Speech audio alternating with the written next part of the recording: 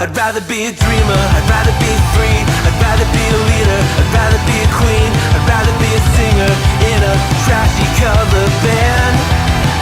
I'd rather be a closer, I'd rather be clean, I'd rather be a poser in a magazine, I'd rather be pretty much anything else than your machine.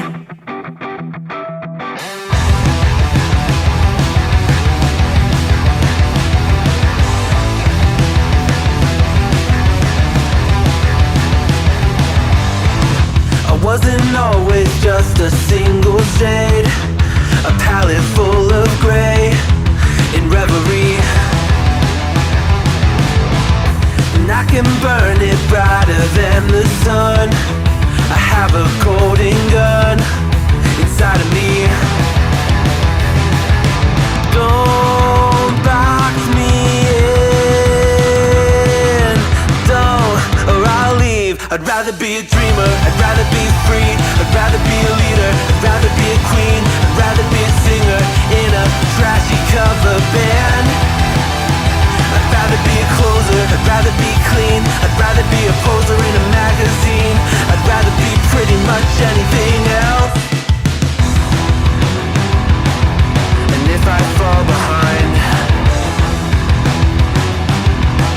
ignoring all the signs, if I lose the fight, I still rage against the night. Don't box I'd rather be a dreamer, I'd rather be free, I'd rather be a leader, I'd rather be a queen, I'd rather be a singer in a trashy cover band. I'd rather be a closer, I'd rather be clean, I'd rather be a poser in a magazine, I'd rather be pretty much anything else than your machine.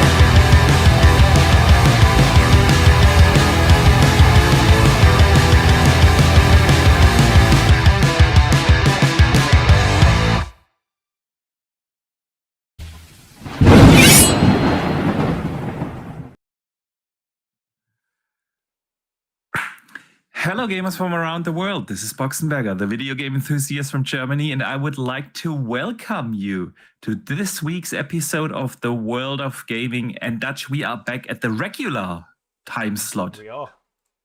With the podcast. Yeah. Last week we had to do the podcast on Friday. Yeah.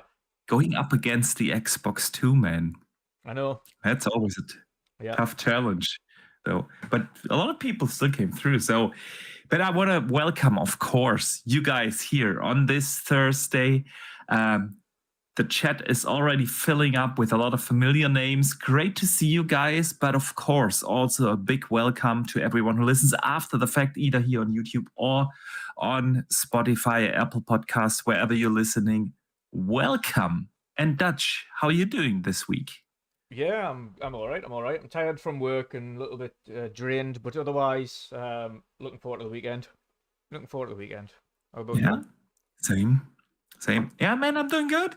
We have a national holiday here in Germany today. Yes. So obviously I had the day off. Was a great day. Spent basically the entire day in the forest today, man, touching some grass. Oh. With the kids, yeah, it was good. So, and I have the day off tomorrow from work, which is also fantastic because our office is getting refurbished, and so we're getting new carpet and new desks and stuff, and so everyone had to take the day off tomorrow. Not complaining, gonna play a lot of games, so doing good, and nice. Of course. Again, a big welcome to everyone in the chat. And Dutch, even before the show started, the first super chats came already in. Nice. So a big shout out to DrawnTJ, who sends in the first super of the day with the $5 and says, with Ubisoft at $2 a share, would Vivendi Games buy them or Xbox buys them, or Xbox goes and buys some IPs? Yeah, Ubisoft is super cheap. I don't know if they are at $2. Hang on.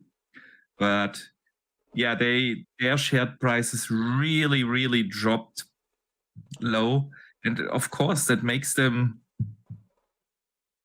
They are sitting at 10 euros at the moment, Yeah. which is still pretty low. But yeah, Dutch, what do you think is going to happen? I know a lot of shareholders from Ubisoft call for a buyout. Yeah.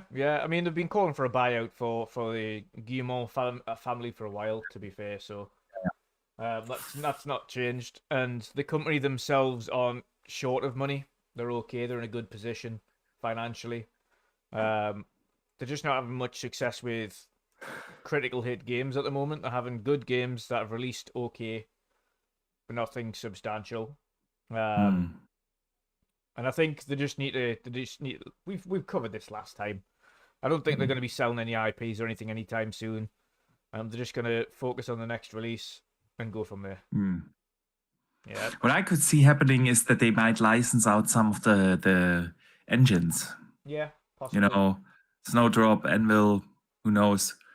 Could see that happening, but yeah, Yves Guillemot is pretty much not looking for a buyout. So, Nope.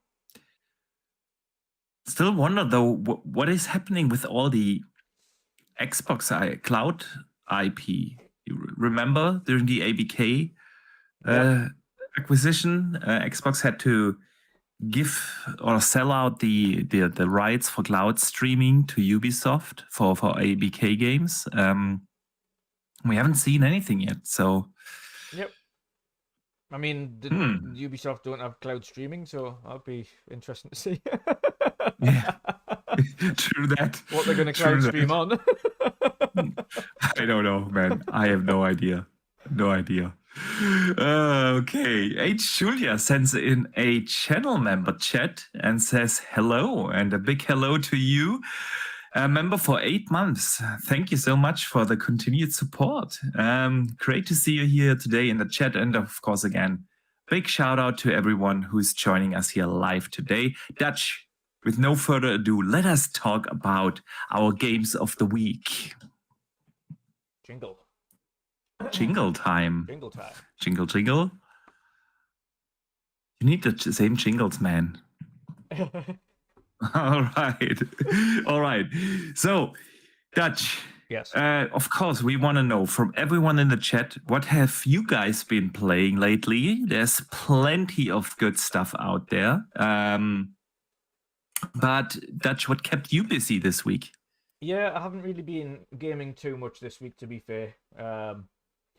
But I have been playing a little bit.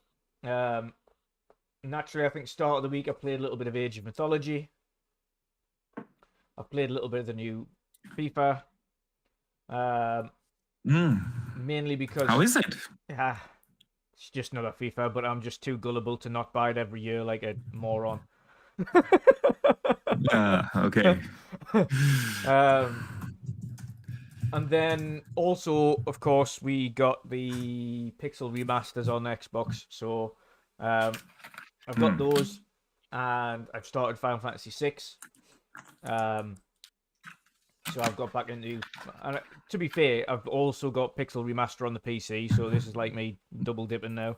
So I've got like a game that's already like far along on PC, and now I've got the game, which is also, by the way, Play Anywhere on Pixel Remaster. So I technically have it twice on PC on 2 different storefronts now, but never mind. Okay. So I've got a save on that. There's no cross save, right? Yes, there is actually. Unfortunately. Xbox Play Anywhere. Yeah.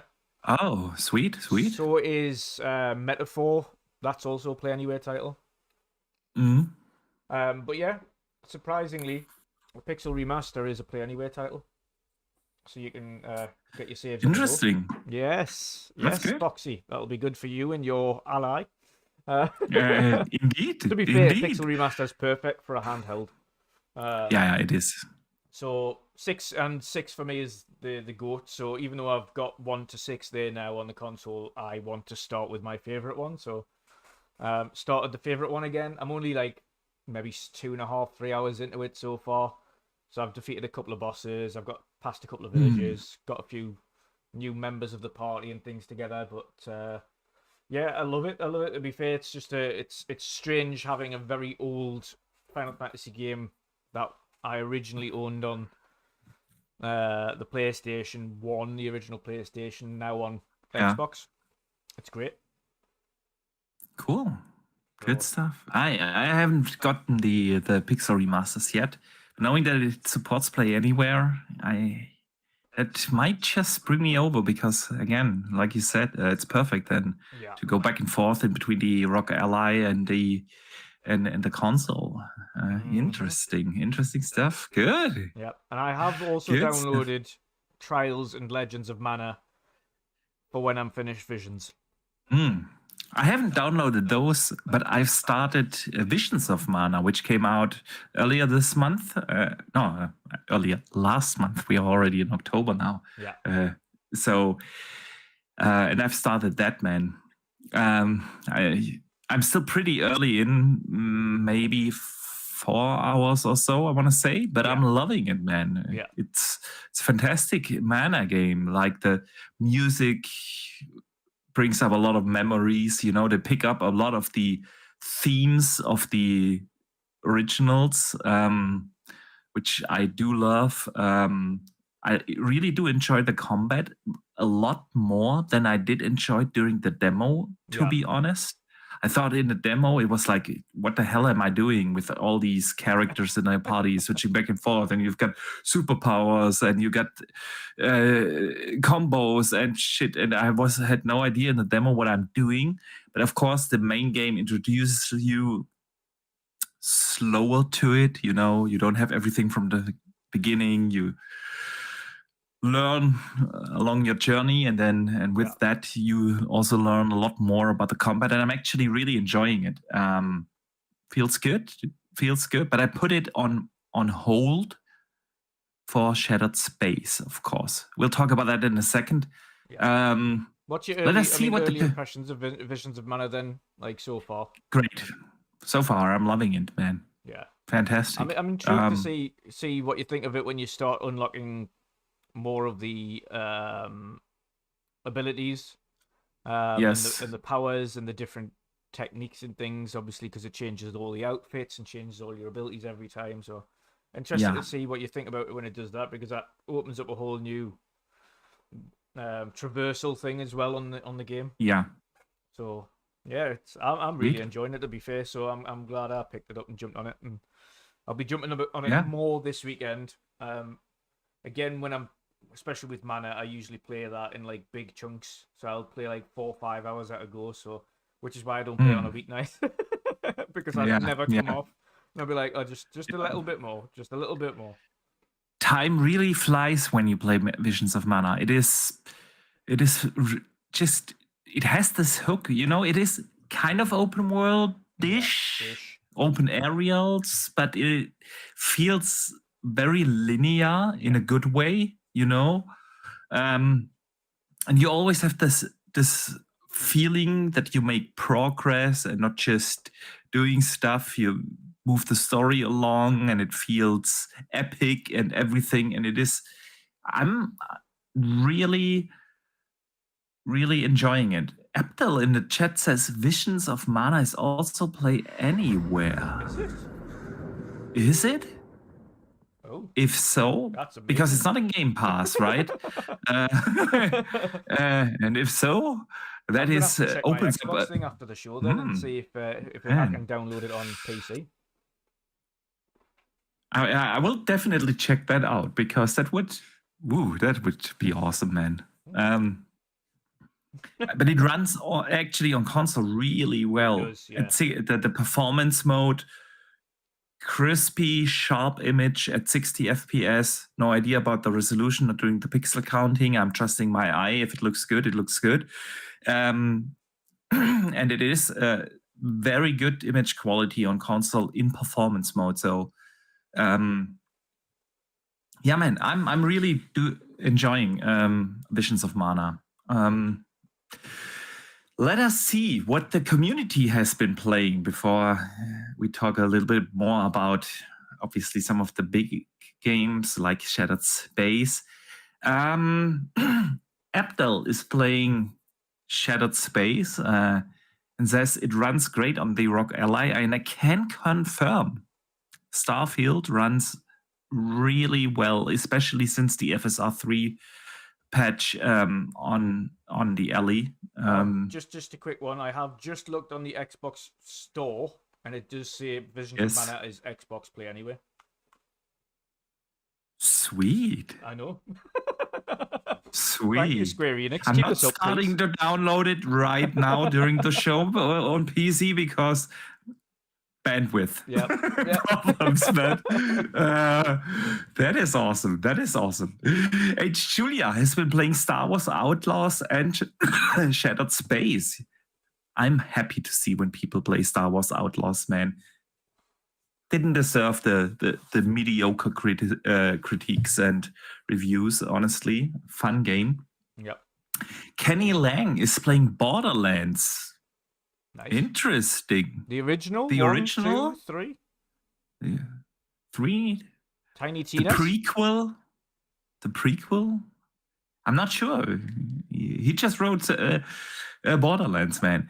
Stormplayer DX is playing Dungeons of Hinterberg and Last of Us Part 1. Oh yeah, man. Dungeons of Hinterberg, also a very good, one of the best indies I've played, if not the best indies I've played this year. Really, really good game. Dustin Lambert has been playing Katamari Reroll. And he says Scorn is up next because it leaves Game Pass in 2 weeks. See, I haven't played Scorn yet. I have played Scorn, but it's just a puzzle game. It's just a... Yeah, that's what you told me, and I was like, nah, I'm not... Yeah, it's like creepy. I can't really remember what you said to me, but something you said... Everything looks like a phallus. Made me not play it. Just a puzzle game, yeah. It's a cool atmosphere, but it's just a puzzle game, ultimately. Good. All right. But I do hope you're going to enjoy it, Dustin. Abdel. No, sorry, I already got Abdel. And Kenny Lang adds he's playing Borderlands 2, which is great. Which is actually the best Borderlands, I think. This or the prequel. I'm a little torn, but Borderlands 2 is really good, man. Sin says he loves him some Scorn. That is sweet. Pyro has been playing Yakuza 3 Remastered with a New Game Plus playthrough. And he wants to get this the series done before Pirates in Hawaii comes out in February. That is sweet. And Delroy says Visions of Mana for me and says, hey from Frankfurt. Hey, we got someone from Germany here in the chat. Nice. Guten Abend. All right. Good. Did we miss someone in your chat, man? No, not at the moment. We've just got Neo Games Park there saying, yes, we peaked at Borderlands 2. Great game. And welcome, Neo Games Park. Yes. How are you doing, sir? All right. Dutch, yes. Of course. I've played not just Visions of Mana. I also played, of course, Shattered Space. I think I would say it feels like I'm halfway through already. I see a lot of people complain about Shattered Space being too short and stuff. I mean, come on, what did you expect? It's a DLC. It's not gonna be another 100-hour plus experience like the main game. Yeah. Basically adds you have downloaded it, but you haven't started it, right? Yes. Yeah. Yeah, so This is an intentional play on my part. I've mentioned this at the beginning of the show. If I buy or turn on any other games outside of Visions of Mana, I will not finish Visions of Mana. I am intentionally making myself play that game. So I get it finished. Smart. I love it, but if I do dip into anything that isn't just like a FIFA, then I'll be stuck on something. Yeah. Yeah. It's why I usually play one game at a time. Yeah. I'm not it's very rare at the moment. I mean, I got Age of Mythology. I played that as well. Yeah. We'll get to that. Yes. Yeah. So the average monthly got a lot of age got a lot segment. to say about that. Yep. But usually I play, and I actually put Visions of. Since I'm still pretty early in, I decide, okay, I put that on hold, finish Shattered Space, and then fully concentrate on Visions of Mana again. Nice. One game at a time, man. I can't play multiple games at the same time. Yeah. I will never finish them there if I do that. So yeah, Shattered Space, man. It's fantastic. I'm really loving it. It is, of course, if you didn't like the main game, you're not gonna like Shattered Space. It's more of Starfield, but it does in the best way possible. The atmosphere is fantastic. You know, I think I said this to you a couple of shows before, that I hope that Shattered Space goes into using more like what you can only do in a sci-fi game. Yeah. Which is obviously zero gravity missions and fights and stuff. That's something you cannot do in a Fallout. You cannot do it in an Elder Scrolls. Yeah. And Shattered Space starts off right. The intro mission, 0G, and there's a lot of good other stuff coming. Not gonna spoil too much here, but it is exactly what I hope for, right? The atmosphere is a lot more creepy, you know. Yeah. Good. I wouldn't say it got jump scares now, but kind of, you know what I mean? It's fantastic, and it is basically what it adds is one storyline, like similar to a faction quest line. Yeah, I remember in the main game you had these faction quest lines, and it's one of those. Of course, a bunch of side quests, some really good side quests actually, and I'm just having a blast again in it, and they definitely increased a little bit the difficulty. Yeah. You know, so while in the main game, basically you can do everything with the weapons you find and the armor you find, you kind of have to put a little bit more thought into upgrading your weapons or upgrading your armor in Shattered Space, because it's not like a super difficult game now. Don't get me wrong, that's not the case. But you can tell they increased a little bit the difficulty. The fights are a little bit more challenging, and I'm really digging that as well. The new planet, the new main city is beautiful, you know, interesting color choice, like a lot of purple, blue, dark-ish areas. They've got some really good dungeons where you, like early in Shattered Space, you have to go, I'm not trying to spoil anything now. That's why I have to think carefully how to phrase it. You have to undergo a trial. Yeah. And that trial really remembered me a lot of what you kind of had to do early in Skyrim. It gave me some Skyrim vibes, and so this is what I really like. You go from zero gravity to a mission that feels a little, where you get some Skyrim vibes. Then you have a more, you know, creepier, darker mission where a little bit more of the horror elements come in. I know horror, it's not a horror game, but you know what I mean. Well, that's kind of what I was looking for in it. That's what I was looking for in it, more of the horror segment. Yeah. So, man, it's great. It really is great. And of course, the game is out now for a year, right? And got a lot of updates. It's great to play it at 40 or 60 FPS now on console. A lot of other convenience updates, you know. You got your buggy now, you don't have to walk everywhere, you can drive, and things like that make it just an even better game. So I'm really enjoying Shattered Space. And by the way, we got kind of a leak / rumor / I don't know what it is.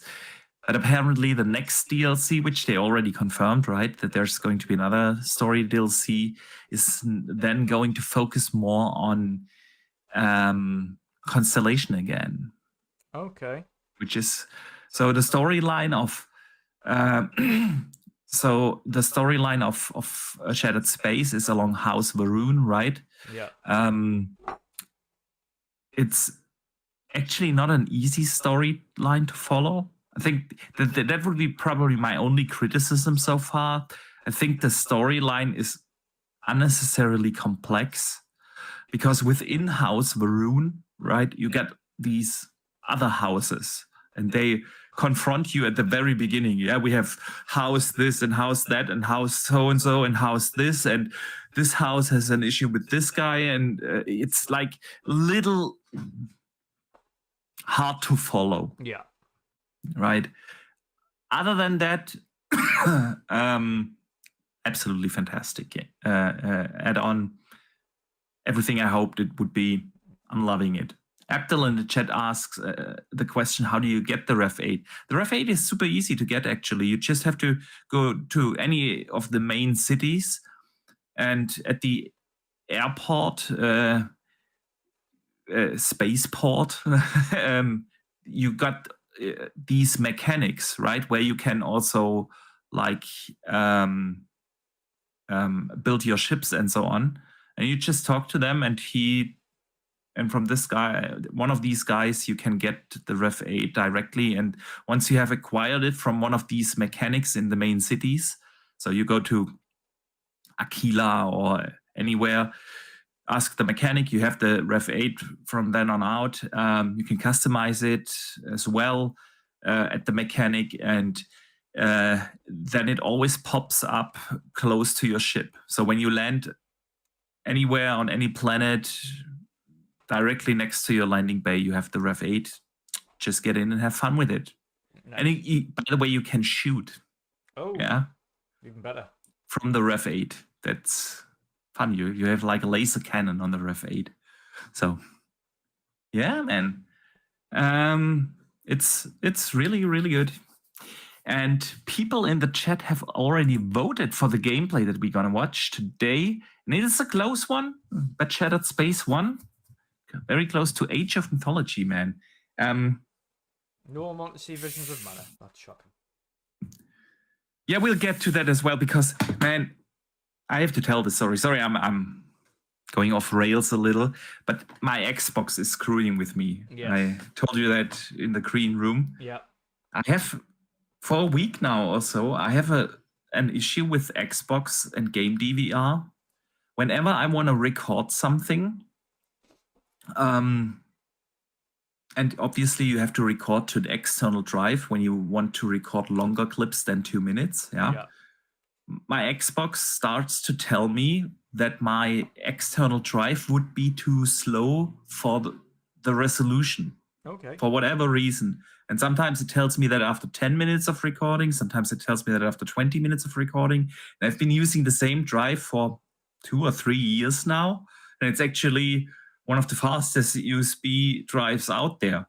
So I tried every drive. I have like 6-7 different USB sticks and drives, and nothing works. I get always the same issue. It's definitely not the drive, even though Xbox says it so, but it made it really hard for me to record gameplay this week. And I only have like, I don't know, 30 minutes or so of Shattered Space. I only have like 30 minutes of Visions of Mana.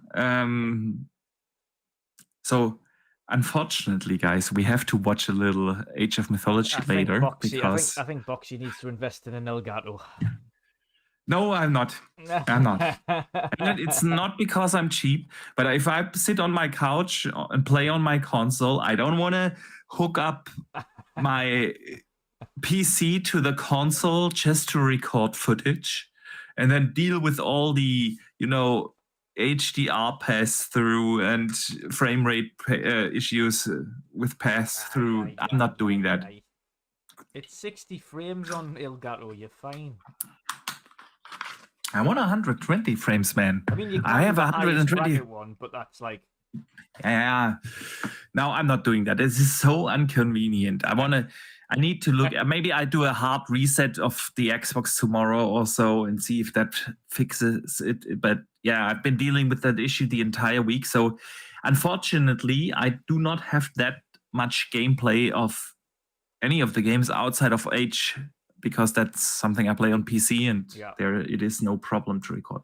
But of course, I'm gonna close the poll in the chat, and we are watching Shattered Space, at least the little gameplay that I do have recorded, and then we transition over, of course, to Age of Mythology and maybe a little Visions of Mana. Because, yeah, Dutch, I've also been playing. And it's time for that segment of the show again. I've been playing Age of Mythology. Have you been playing a little bit more? World of Mythology. World of Mythology. So, have you been playing a little? Yeah, I've been playing. I dip in, play a couple of games, come off. Otherwise, I'd just be there all week. All right. So what's your go-to god now? Now that you have played the game. I'm still in the Norse gods. I'm a toss-up between Odin and Thor. Odin and Thor. Yeah. Okay. Yeah. I've kind of got used to them now and got used to their abilities and everything like that, so I'm just refining my play style with those gods. But I think outside of that, I think the Egyptian gods are quite fun as well.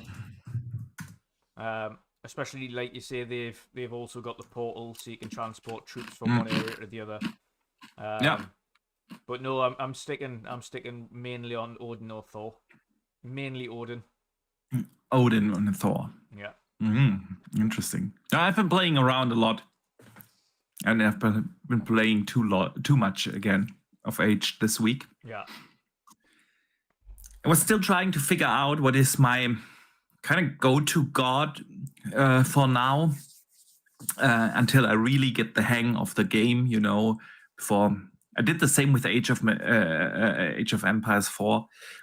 Like, I focused on one civilization there, really understood how the game works, and then tried other civilizations to work for me properly.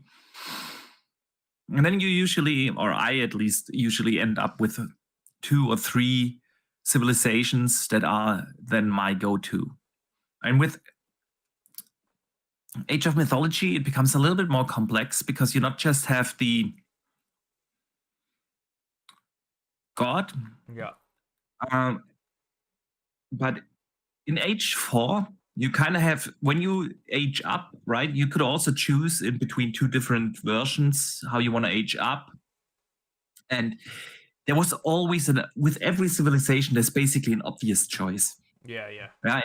Really different in Age of Mythology, because the sub-gods, they really make a huge difference which way you go, right? And so what I'm leaning towards right now, and you will see a couple of matches I recorded later, is Hades, so Greek gods, right? Hades as the main god. Then go Ares to focus on long-range attacks. Yeah. And then Aphrodite. She's got like, Jesus, one heck of a superpower. And I've also played a lot around with, they're basically, you know, in every Age game, whether we play Age of Mythology, Age 4, or any of the previous ones, there's basically a big decision in your strategy you have to make during Age 2. Do you go for a second town center, or do you go aggressively early, not spend the resources on a second town center, and and go in aggressively. And I found like a build order with Hades, Ares, and Aphrodite that is like really, really good. I feel like this is really something. I played a couple of online matches. I've won them all with that strategy and build order. I forgot to record the online matches though. You will definitely see some online matches next week, but when we watch some of the footage later, tried to increase, the difficulty of the AI. Yeah. And with that strategy, it really is super easy to beat even like really, really hard AIs. There are like 8 difficulties, and the 7th highest difficulty is easy to beat with that strategy.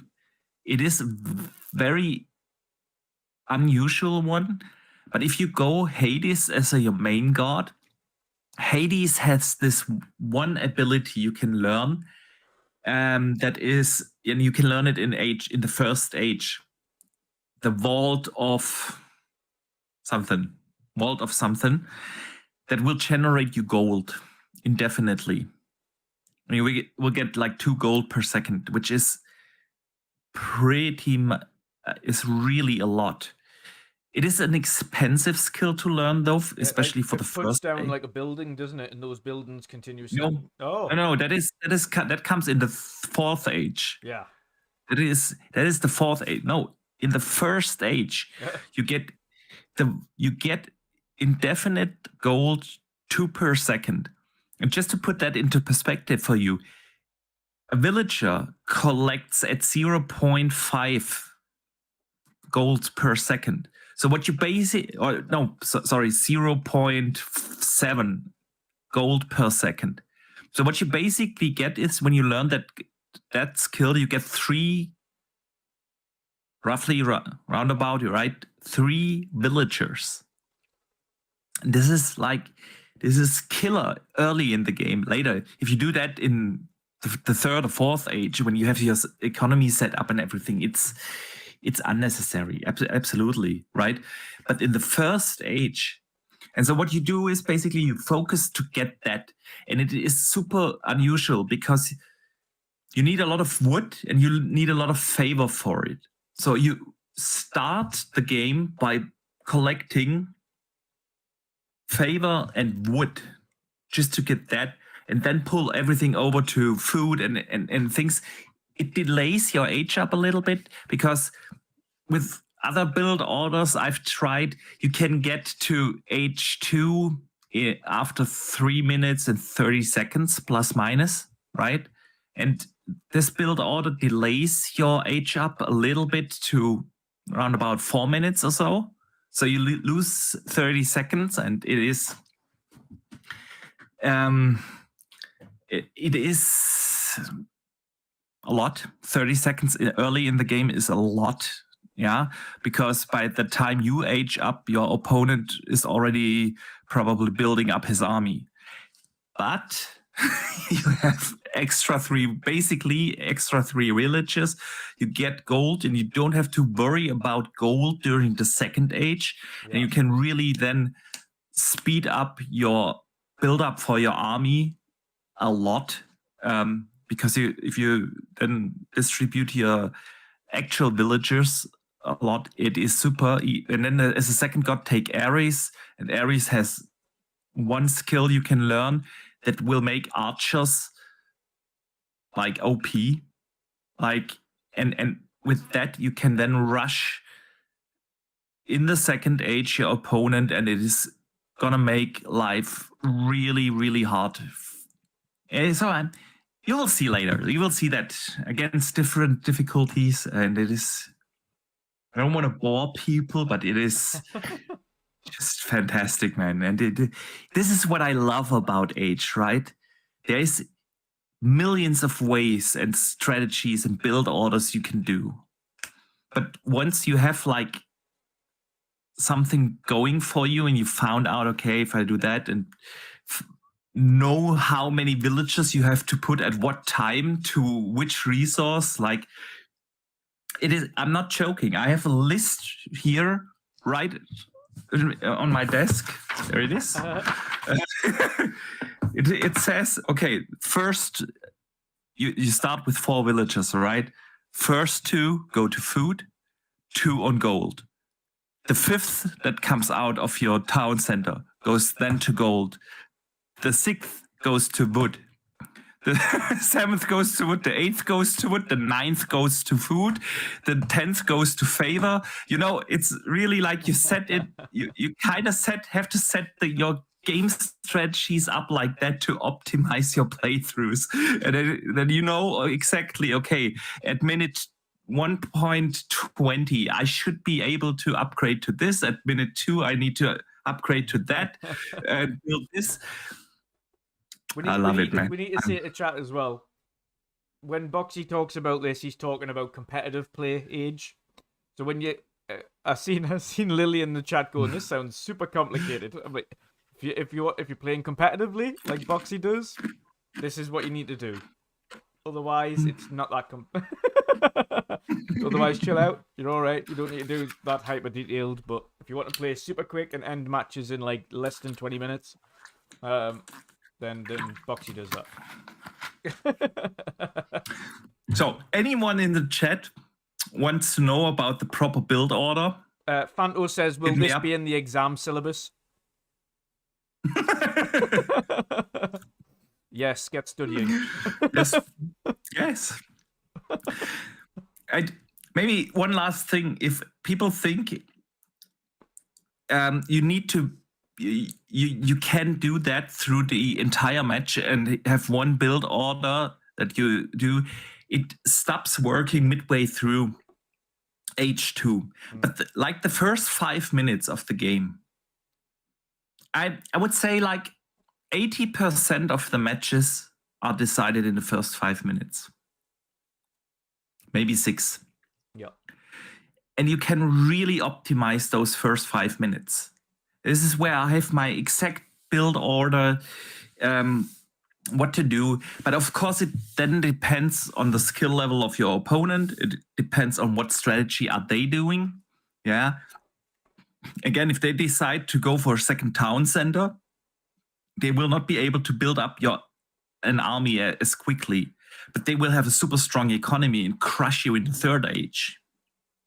And if you cannot stop that, the game goes on for another 10 minutes, but there's no chance in you winning it, right?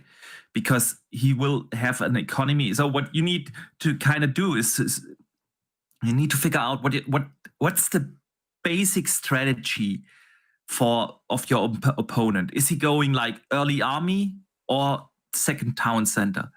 You kind of need to counter that, and you have to adjust your strategy. And of course, the game gets a lot more hectic after 5 minutes once you have a proper army and you rush into your opponent's space and kind of have to still set up your economy properly, see that you age up to third age properly, and then it gets more stressful and you cannot really plan everything out anymore. That is obviously the case, yeah, and you kind of need to figure out really at the middle. After 3-4 minutes in the game, you kind of have to get a feeling to what's the base strategy of your opponent. Yeah, which kind of army is he going for? I mean that's what the noobs do, right? They always do like, I need to either set up a nice camp. Yeah. When you look at my base camp, it looks like ass because I'm doing things very quickly. I don't care where my houses are. I try, if I set up farms, I try to do that at the backside of my base, but it's like bam, bam, bam, bam, bam, and it looks like ass. And you see, whenever I play against not so highly skilled, they spend way too much time to arrange everything nicely. And then they build an archer range, and then they build an infantry and camp, and they build a stable, right, and everything, so that they can get a few archers and they can get a few infantry units and a few. It's like you will never win a proper game with such a strategy. You focus on one unit type. You spend your resources to upgrade that, and then build that army out. So yeah, it's like, and you need to figure out what is your opponent doing. Is he going for archers? Then maybe you should consider stables as your main unit, right? If he's going infantry, then you go archers. And if he's going infantry, if he's going stables, you go infantry, right? You kind of have to adjust everything.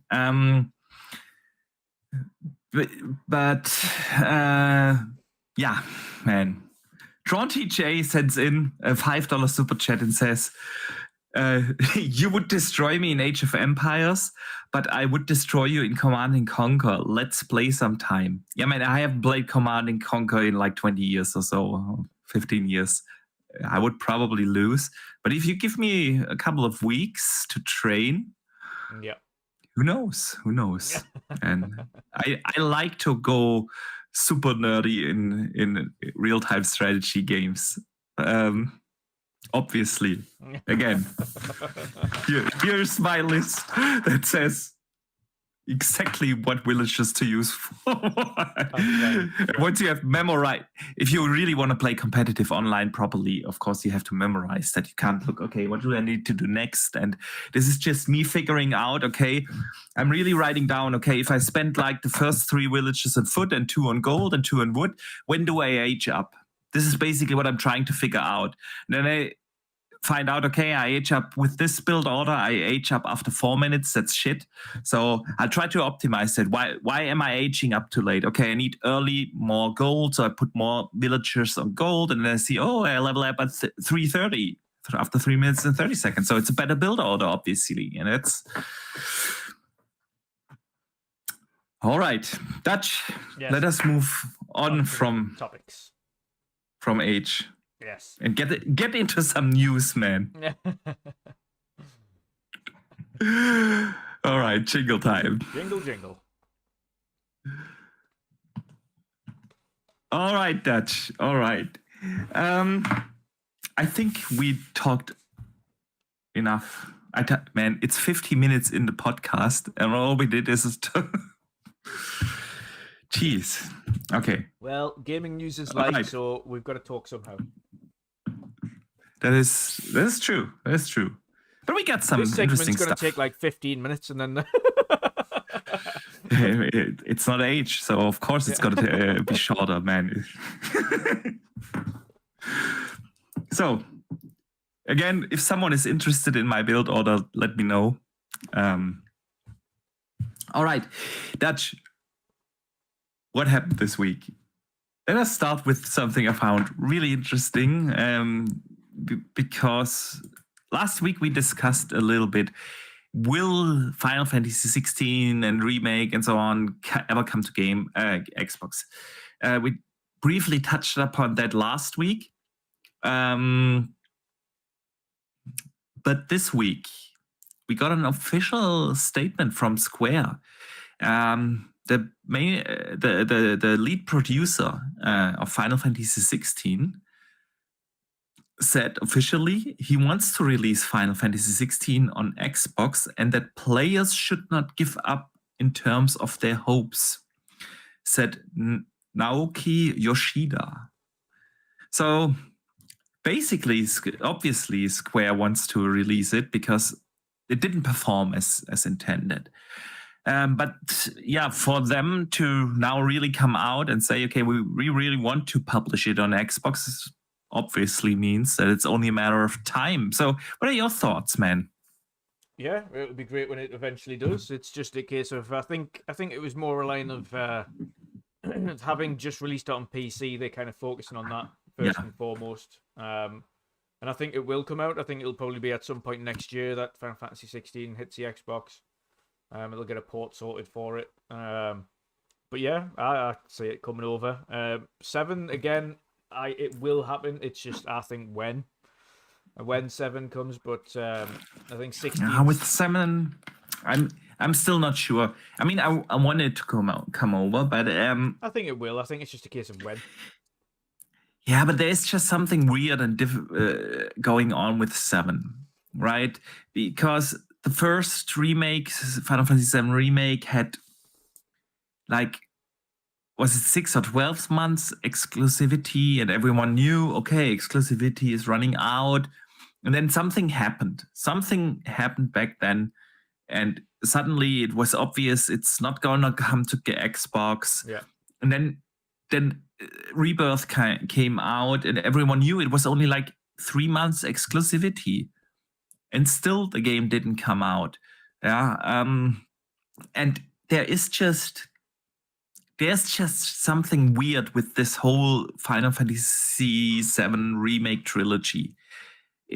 I'm really not sure. I wouldn't bet on 7. But 16, great game. Really enjoyed it.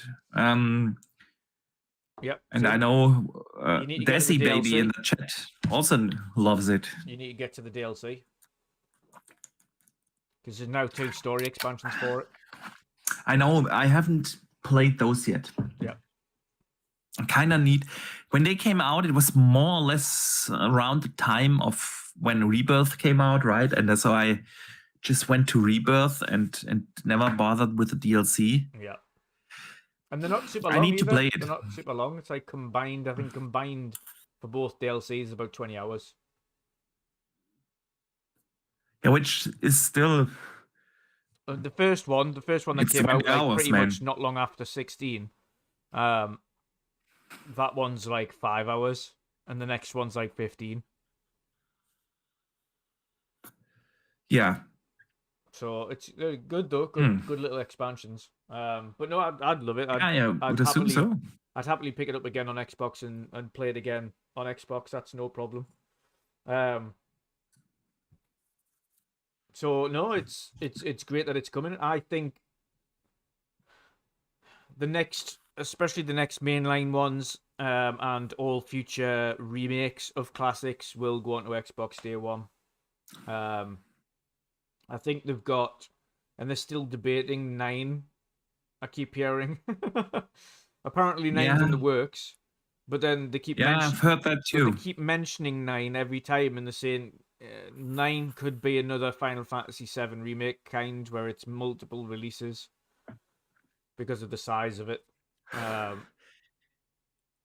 Which I wouldn't be against that, honestly, because I also thought when I heard that about 7, I said, oh, why split one game into 3 games? But they've added so much, and honestly, like Rebirth and Remake, each individually is at least, I would say, a 30+ hour experience, right? Yeah. So it really doesn't feel like you're not getting your money's worth or anything. You're getting a proper game, and they changed the story slightly to make it like, okay, there is always a cliffhanger, yes, but you still kind of have a close storyline in each of those games. Yeah. So if they would do something similar to 9 with that, I would be absolutely fine with that, man. My only thing with them, again, is I'd much rather it be where you can carry over your character progress into the next game. It'd be like, okay, so we know what your progress is, and then this is where your characters are, this is what weapons they had, etc. And then you start the game with that, from that, and it just carries on. It carries on. Yeah, that would be cool. That would be cool. True that. Yeah, man, so you think next year? I mean, obviously, I don't think it's going to come out this year. I think next year, summer, or I don't know. When you look at how long it took them to bring that game to PC, it was almost a year or so, right? I wouldn't expect the Xbox version to take less time than that. You know what I just want? I want them to do more. If you have a look at Clear Obscura, Expedition 33, I want Final Fantasy to have a look at that and say, oh, look, people actually do want a turn-based RPG in a AAA environment. Because Clear Obscura, as a turn-based RPG, looks fantastic. And Yeah, yes, it does. So I kind of hope Final Fantasy see that and go, you know what it is? Maybe these turn-based RPGs aren't dead yet.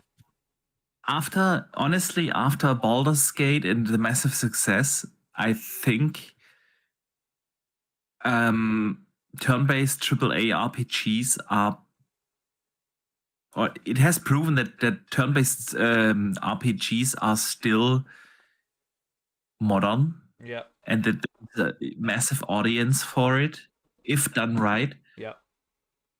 Delroy in the chat says he would prefer they just touch up the visuals and quality of life stuff in Final Fantasy IX. He says, I don't see them doing another trilogy type deal again. It costs too much. It's also a very good point.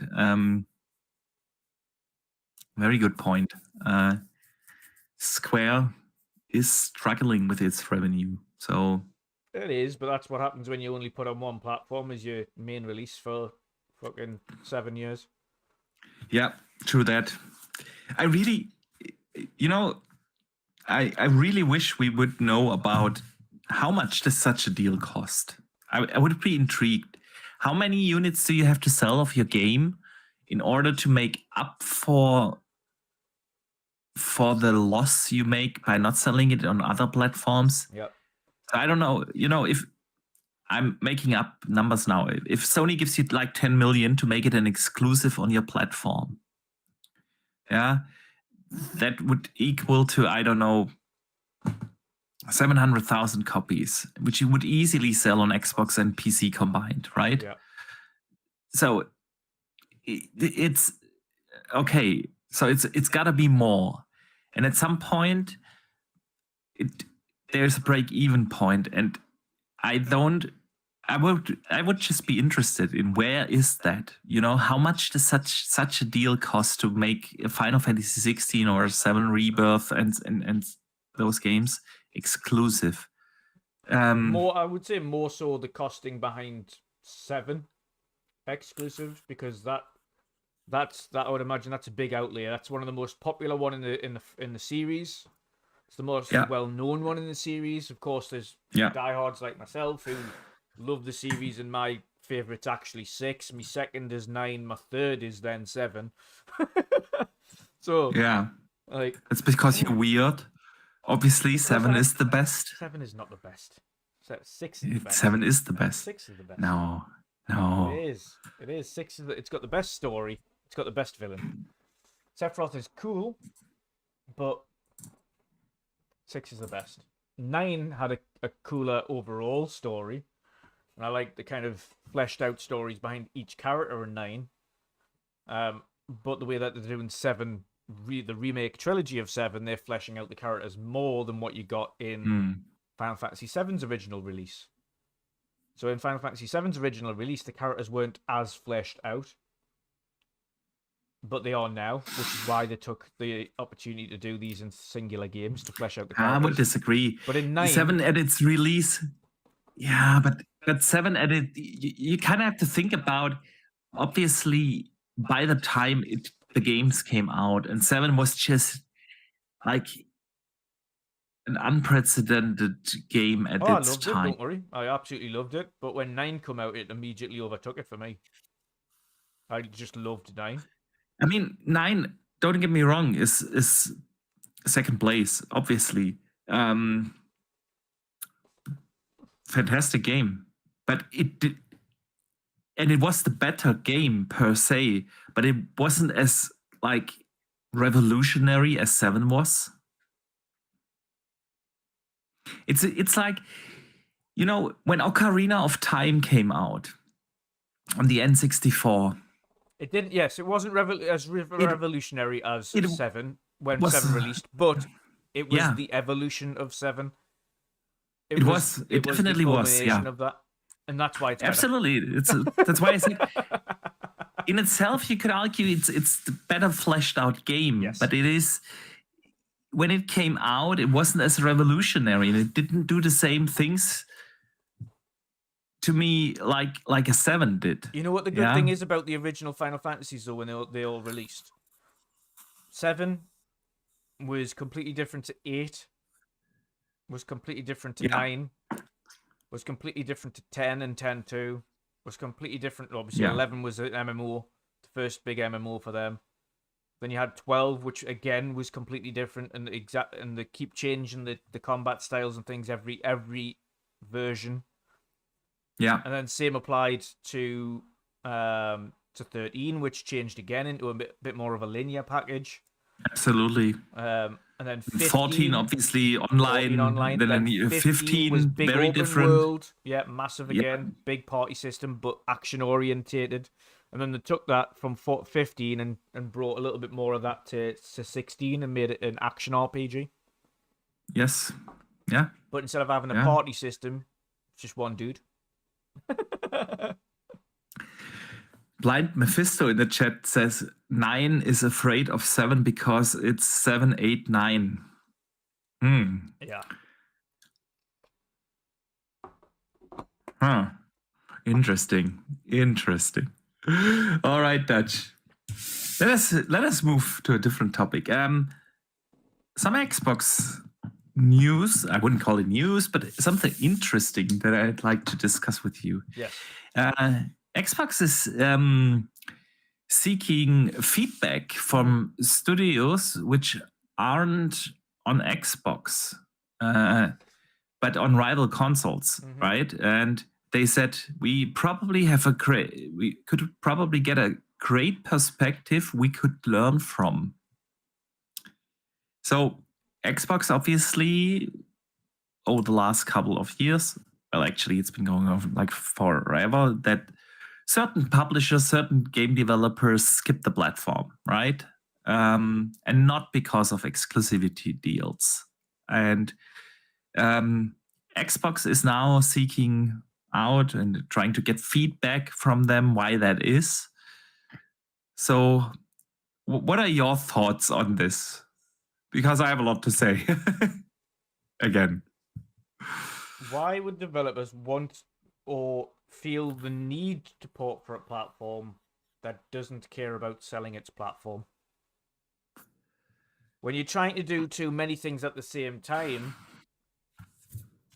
everything becomes relatively average and nothing stands out as the predominant.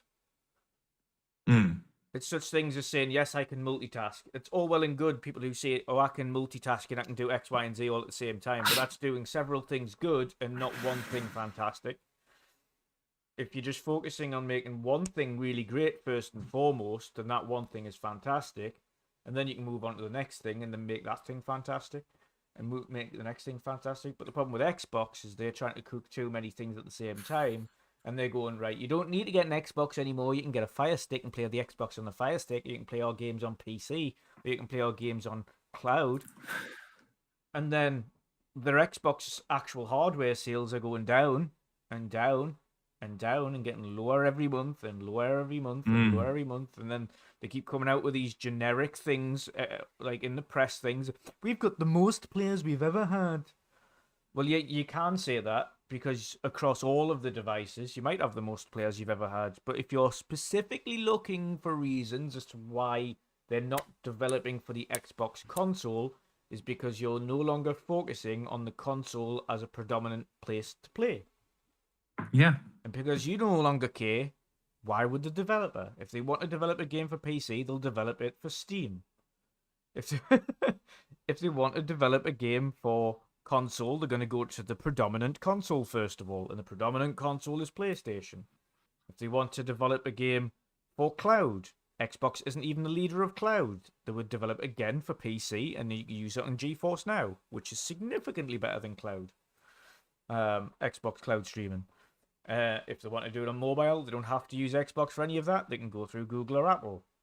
So Xbox have got their toes in every department, but they don't excel in any of them. Yeah. And because of that, yeah, this is true. The developers are also not inclined, because they've got, oh yeah, we've got 120 million users across the board, right? Okay, but what one am I developing for specifically? Okay, specifically you get the Xbox GDK, which is the Xbox, right? Okay, so how many users do you have on Xbox, on the series consoles right now? 30 million, right? Your competitor has 60 million, maybe 70 million.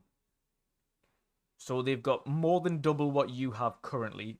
Your sales are declining, their sales are inclining. So when we're developing a platform, we're looking for potential sales on your specific platform. This isn't, okay, we're developing it for Xbox and PC, because we can just develop it for PC, like most third parties do. But if they're talking specifically Xbox consoles, it's because Xbox no longer care, or have shown they no longer care if somebody buys an Xbox console. So why would a developer care about putting their game on or spending their money first and foremost on making a port for a console that isn't bothered if somebody picks it up? They would put their resources primarily towards PlayStation and PC, because those two platforms are bothered if you play there. Steam's bothered if you play there, which is why they have mountains of sales all the time and try to entice you in there with the low kind of cost of games. And PlayStation cares because that's what their focus is. We want to sell hardware. It is the focus of our business to sell hardware, so that's what we'll do. We'll eventually sell our first-party games on PC, but years after. So predominantly developed for us. Xbox need to regain the focus on console. Yes, you can play anywhere. That's great, Xbox. It's fantastic. But you need to regain your focus on the actual hardware and tell people that they need to buy your hardware. Yeah. And because they haven't done that, and the messaging is absolutely horrific, the same messaging goes to developers. Yeah. That's what people need to realize. If we look at the messaging and go, well, they don't give a shit if I buy a console. They just want us to buy a game, and their game, not third-party game. If you have a look at it from a third-party perspective, not a first-party. First-party doesn't matter, because first-party's going everywhere. And we understand that from Xbox, but Xbox needs to understand from a third-party perspective, third parties want to go where the most players are. And the most players are on PC, on Nintendo, and on PlayStation. Not on Xbox as a console by itself, as an actual hardware unit. Yeah. So they are. I don't understand why they're asking this question. They should know. They should. Why are you not? We've told everybody not to buy a console and to get a Fire Stick and to play on PC and to play on PlayStation and to play on Nintendo. Why aren't you developing for the Xbox? Oh, I wonder why. Yeah. Maybe because you've told everyone to buy something else. But, my initial reaction when I read that headline is like, so Xbox wants to get feedback and think they can learn something from it. Yeah. My first initial thought was, like, you're really realizing that now, 23 years after you launched your console? So it's a question I would have been asking myself a little earlier. But I'm with Happy Cloud Gamer in the chat who says it's never too late, right? Better late than never, and which is right. And I mean, there could be multiple reasons for it. Yeah, right. I don't know. Messaging? There's always the absolutely. I fully agree with what you said. There's also like the ongoing and never stopping discussion. Is it the Series S? Yeah, which I don't think that a Series S in itself is the problem, but of course it makes it more complicated for developers to release a game on Xbox because there are multiple SKUs that they have to develop for, right? And it wouldn't be probably such a big issue if your install base would be bigger.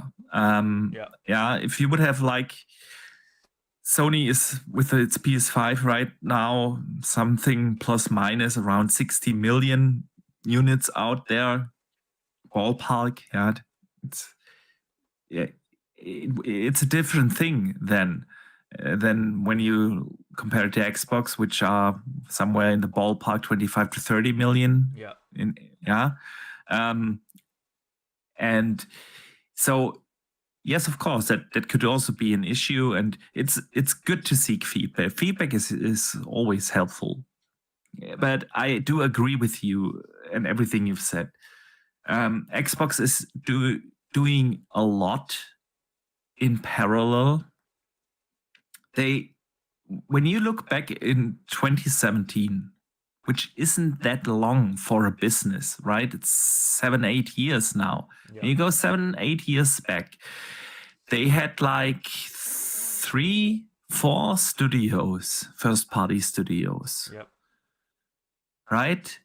They had the console, and that's about it.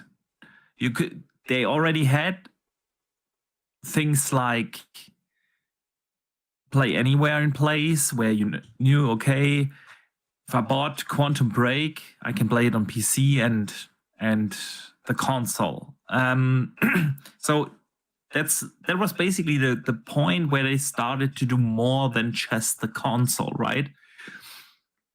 And it all went really quick from there. They started Gamepass in 2017, right? Which is fantastic to do that. But make that good, along with your console ecosystem. They also started with that, the journey on PC, which you can argue, but the only way how their games are successful on PC is if they go through Steam. And guess who gets the royalties when people buy their games on Steam? It's Steam. Steam makes the money. Yes, they are making also money there. But you can argue, did they succeed on PC? Not per se. They were not able to make the Xbox PC store, the Microsoft store, a viable option for PC gamers. Nope. And I know the PC space is, which I never understood, by the way, why people are so struggling with having different launchers on PC. But look at what Epic is trying to do since forever, trying to go up against Steam with their storefront. And it is basically the same thing, right? It is, if you want to play on PC, I have to open up Steam, play my game, bam. If I want to play on Epic, open up Epic, play my game, bam. It's the same thing. But the PC space really doesn't want to play anything outside of that. But they didn't really try to really establish their storefront, get a proper foothold on PC. At the same time with xCloud, they started xCloud, I want to say 2018, 19. Basically the same, right? I do like xCloud, but it's nowhere near the experience you get on GeForce Now, right? Then they started to advertise all that stuff in this generation with, you don't need the console, we are everywhere, we are on mobile, we are here and there. And which single of the PC, cloud, mobile, console, nothing really took off in itself. They grew as a publisher. Yes, that's the thing where they, by sheer amount of money they put in with Activision Blizzard, obviously, but also Bethesda and ZeniMax, it's obviously they became a great publisher, but none of their platforms in itself excel. It's not that Xbox PC app is excelling on PC and you can say, hey, this is the best way to play Xbox games. The best way is through Steam. And xCloud is cool, it's there. But if you really want a good experience, you go to GeForce Now and you can play most of the games there as well, right? If you want to play on console, is the console the focus anymore? Obviously not, right? It's that is so true. And then you sit there as a developer, like you said. Do I develop for PC? Absolutely, I want to do that. But then I do it through Steam. It's the way to go. I'm not doing that for the Xbox PC storefront. Yeah. And then Not doing that. by virtue of developing for Steam and PC, you're also getting access to the ROG Ally and the Steam Deck immediately. Yeah. Exactly. Right. And so, and if you want to go to console, yeah, the question really is for developers, is my game going to live on that platform properly? Is it going to prosper? Is there potential growth for us? And yes, in general, when you are on all three, Nintendo, PlayStation, and Xbox, best chance for you to grow, right? Your install base. However, the reality is with a lot of markets, Europe, the Asian region, right? The Xbox console is simply irrelevant. Yeah. In sheer terms of market share, they are absolutely irrelevant. And if your target audience is sitting in Asia, take a Genshin Impact, for example. It took them 7 years to bring that game over to Xbox. And why is that? Your target audience is sitting in Asia, and the install base there is so low that you kind of have to ask the question, is it worth developing for that platform, keep the servers running, making sure the infrastructure works and everything, yeah? And yeah, and instead of rather focusing on making Game Pass on console the big thing, they try to dip in everywhere. That's why people, including myself, do have the feeling Xbox is doing really well as a publisher, but not as a platform holder anymore. Yeah. And that's what, like you said, developers are also seeing. And they can reverse that. Again, it's about messaging. They can. It's ultimately Absolutely. about messaging. Give people a reason to invest in the console.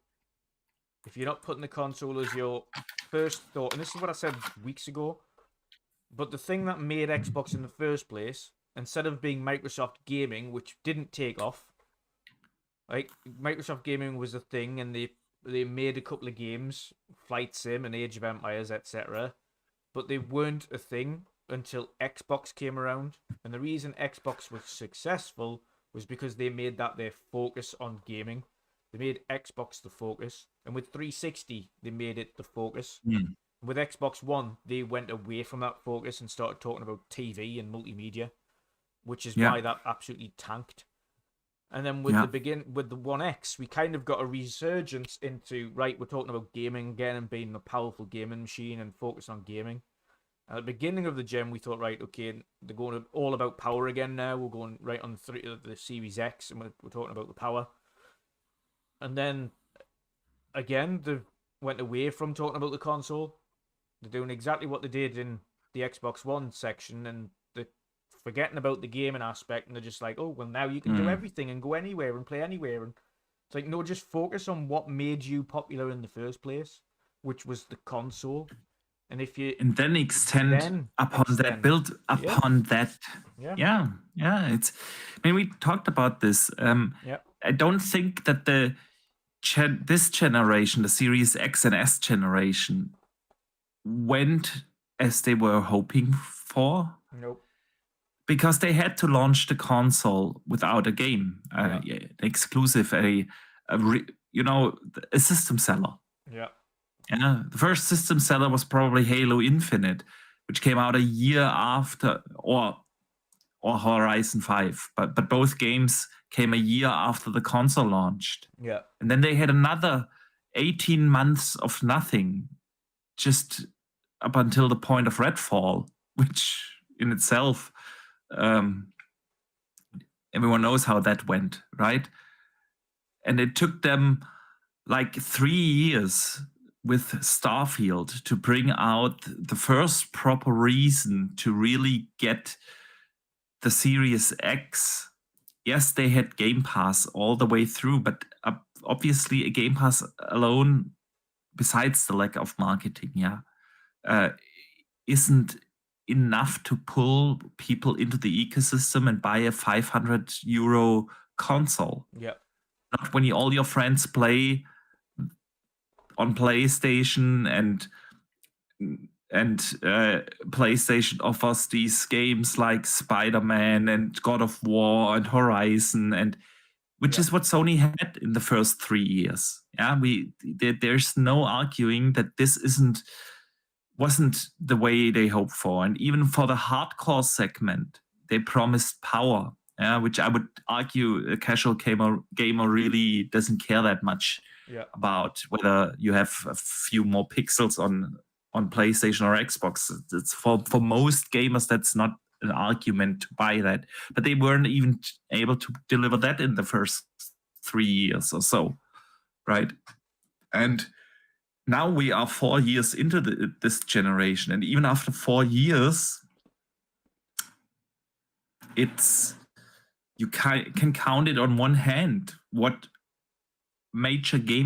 many major games Xbox has released, even after buying all those studios. Yeah. And yes, there are things coming now with of course Call of Duty, but this is still a multi-platform title, and it is going to.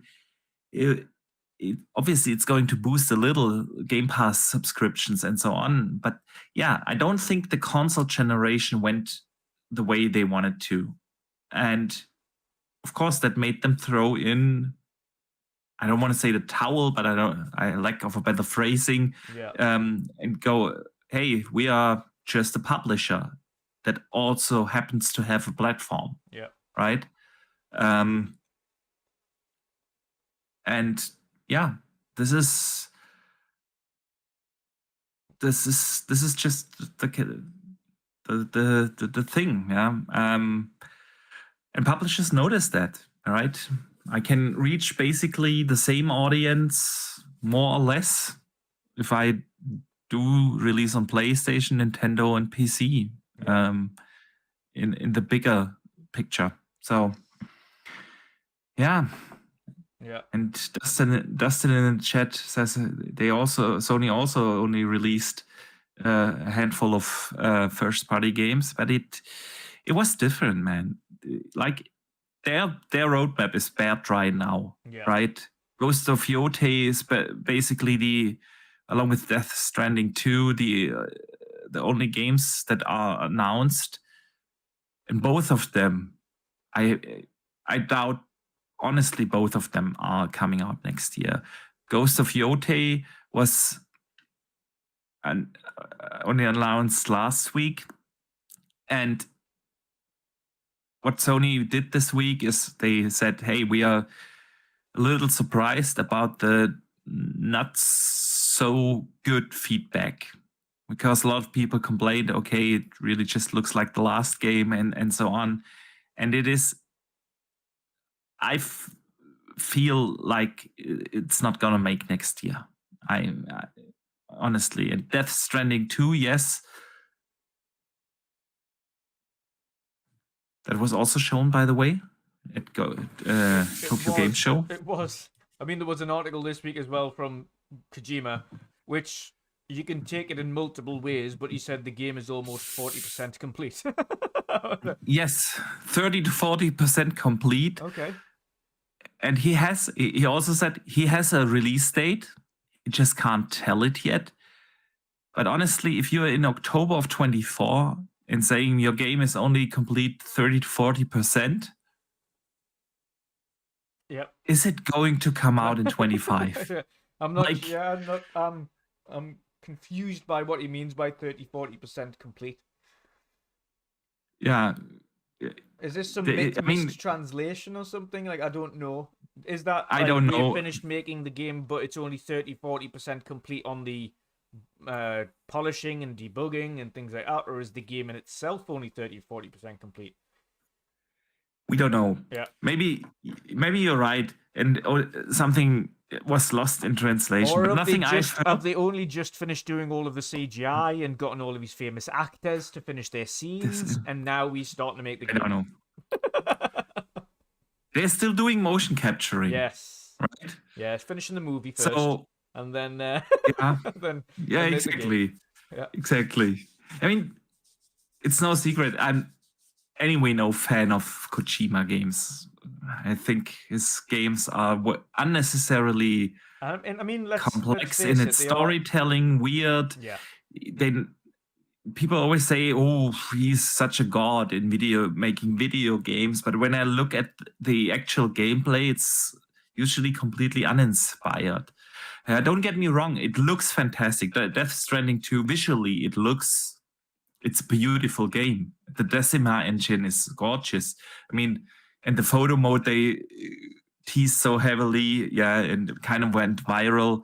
That's really like impressive on a technical level, but that doesn't make it a good game. And I'm no fan of him. Completely overrated. But yeah, but it is. I honestly I doubt that Death Stranding 2 is going to come out next year. And even if Ghost of Yote then is making 25, right? That's like one game, and Death Stranding 2 isn't even first party. Yeah, so the PlayStation roadmap does look dry, a bad dry. But the beginning, the first 3 years, you can argue all day long whether, yeah, okay, they released another Last of Us and Last of Us 2 remaster and all the remasters and so on. But at the same time, the console launched along with a Spider-Man and the Souls, Demon Souls, which was actually a proper remake, which, they had games like Horizon, and they had games like God of War, Ragnarok, and so on. And yes, most of them were cross-gen, like every game in the first 3 years. But nevertheless, they kind of had their games in the beginning of this gen, which is where it matters, because that's when people get the install base up and running. And once you have a PlayStation and you tell your friend about it, people are more likely to buy their console whenever they jump to next gen, right? In the same ecosystem, and it is just what it is. They did have the pull factors. These system sellers, and Xbox didn't. Not in the same way. Yeah. And that's just what it was. And I think that just led them to, go to be a publisher that happens to have their own platform. That's just what it is. But anything you want to add to Death Stranding? No, I mean, again, these aren't games that do massive numbers. They're not. But Kojima's celebrated because he does something a little bit different. He's a little bit strange. He's not afraid to take risks. And that should be celebrated in AAA. Whether or not we like the games or not is another thing. But the fact that he doesn't care whether or not people love it or hate it, and he just wants to make a game that he wants to make, is something that a lot of the developers don't do. Unfortunately, it's dealt with by the hierarchy who decide what games you're going to be making. Like the big CEOs and the directors will be like, right, okay, yeah, we're going to do this. We're going to greenlight this game because that's a game we want to make. Not what the actual heads of the studios want to make or their creative teams. And it's good to see. And it's not just one game he's making. Of course, he's making 3 completely different games that are nothing like each other. And they're all things that he's kind of really interested in making. So one's some weird psychological horror type of thing for Xbox. The other one's Death Stranding, which is this mad walking simulator of ghosts and babies. And then this other game that he's got in the background that we don't know of or what it's about yet.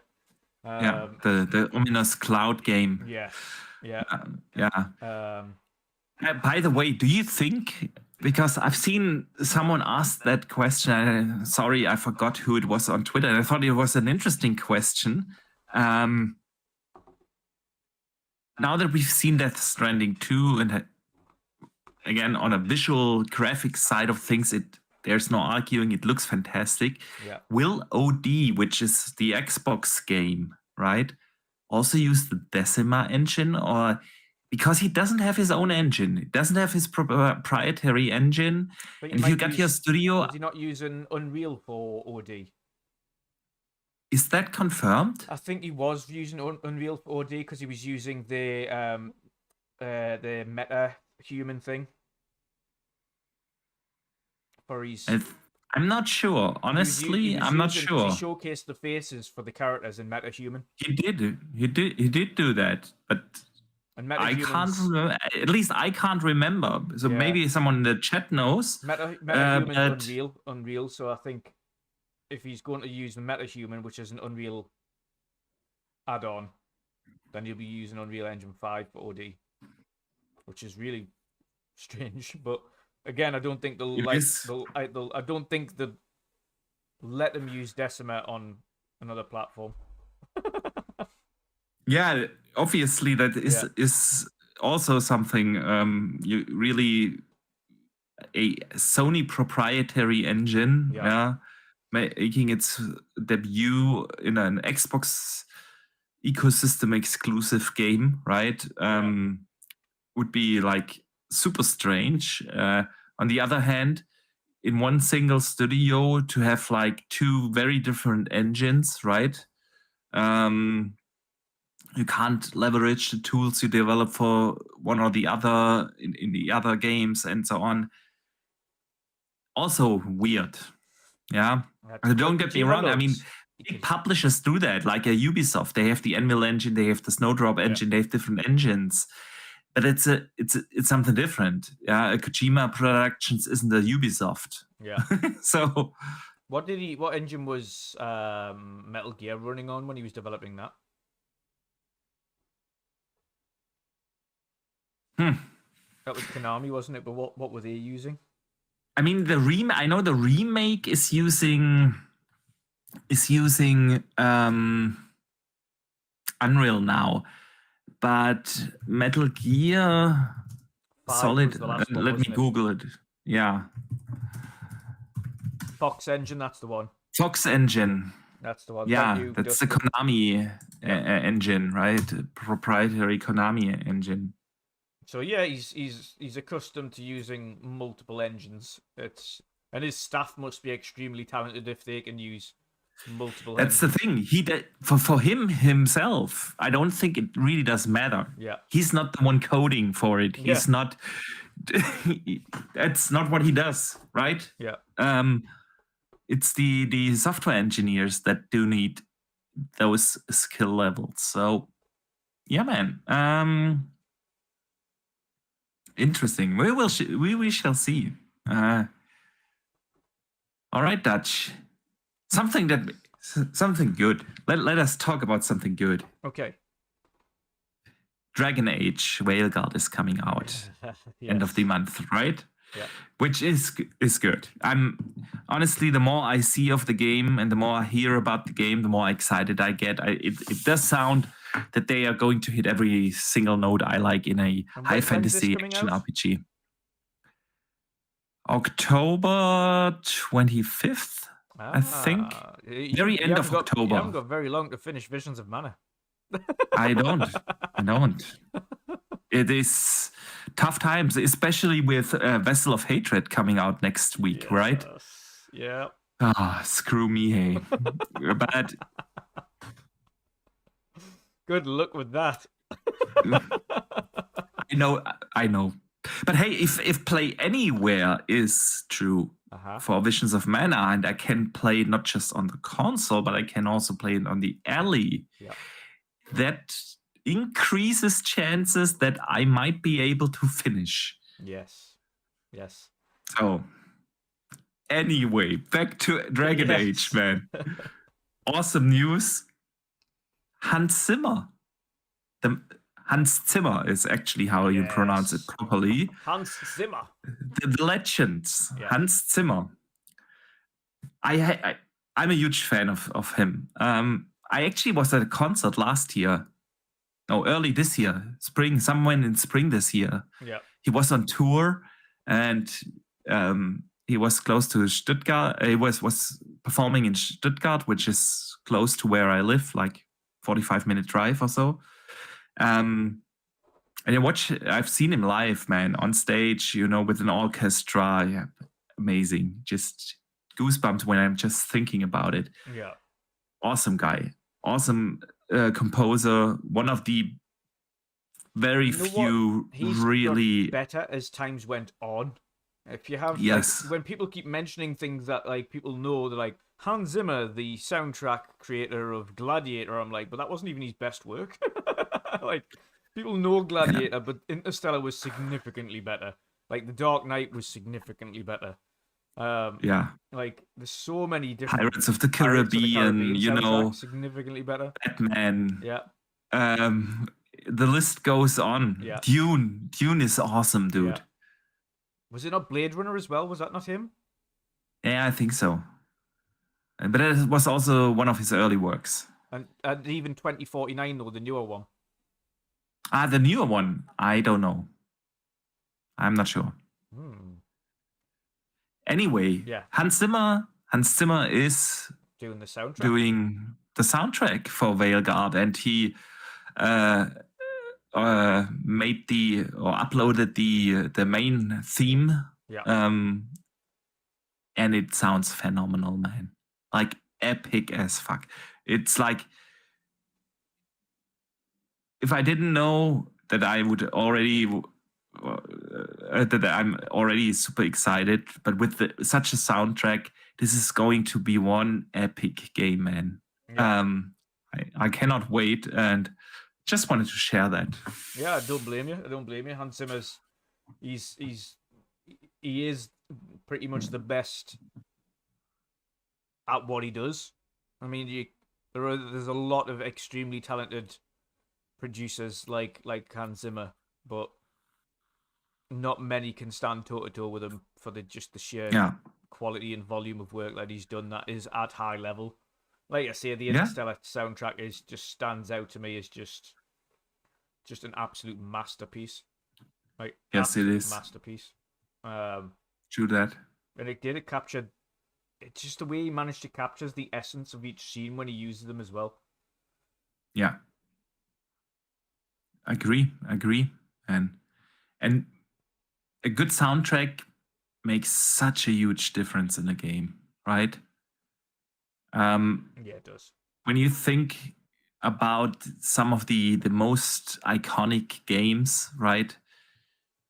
You remember just the Mario theme or the Legend of Zelda theme and Skyrim and Witcher and those epic games. So I'm excited for Dragon Age Veilguard, and I don't care what the internet says, that it's not BioWare anymore, and even storylines. Final Fantasy though, and One Winged Angel and things like that from theirs. Yeah. Even their boss battle theme. Everyone knows the boss battle theme from Final Fantasy. yeah, true. So it's it makes a game. Music is absolutely integral when you've got the perfect music or soundtrack to the game. It makes a world of difference. It does make a huge difference. All right, Dutch. Let us move to this week's community questions, man. Yes. Jingle, jingle, jingle. Jingle time, indeed.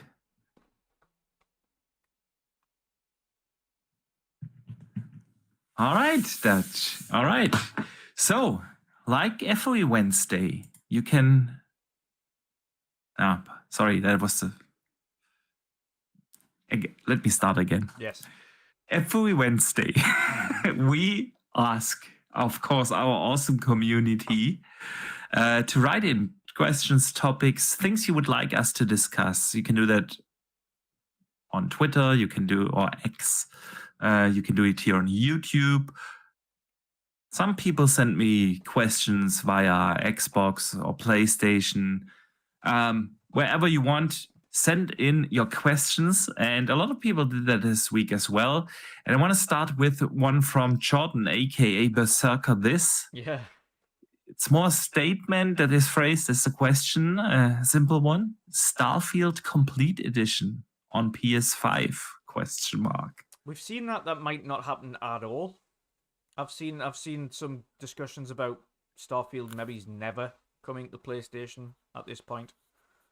There was a rumor going around that Hierarchy was seeing this as potentially what they would class as a potential staple IP going forward, and with it not having a base on any other platform as it stands at the moment, unlike the likes of Elder Scrolls or kind of games that have already been out, continuing to have it as just an Xbox specific game, PC and Xbox. But I did see that, so I don't know is the honest question.